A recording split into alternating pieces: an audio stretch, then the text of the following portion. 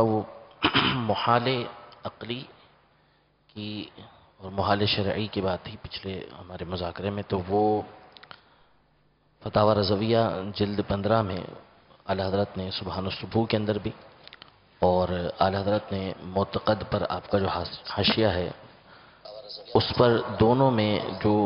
محال شرعی کی مثال دی ہے وہ کافر کے جنت میں داخل ہونے کی دی ہے، کہ کافر کا جنت میں داخل ہونا یہ محال شرعی ہے، یعنی شریعت مطہرہ کے اندر چونکہ نصوص وارد ہو چکی ہیں، قرآن کے اندر آ چکا ہے، احادیث طیبہ میں آ چکا ہے کہ کافر جو ہے وہ جنت میں داخل یہ نہیں ہو سکتا، تو یہ محال شرعی ہے کہ کافر جو ہے وہ جنت کے اندر داخل ہو۔ محال عقلی جیسے اللہ تبارک و تعالیٰ کے لیے کسی عیب کو تسلیم کرنا، جھوٹ اس کے لیے ممکن ماننا، تو یہ عقلاً محال ہے کہ ہو ہی نہیں سکتا کہ اللہ تبارک و تعالیٰ جھوٹ بولے، تو یہ جو کافر کا جنت میں داخل ہونا ہے یہ محال شرعی ہے، محال عقلی یہ نہیں ہے۔ صلو علی الحبیب صلی اللہ تعالی علی محمد۔ مجھے اپنی اور ساری دنیا کے لوگوں کی اصلاح کی کوشش کرنی ہے۔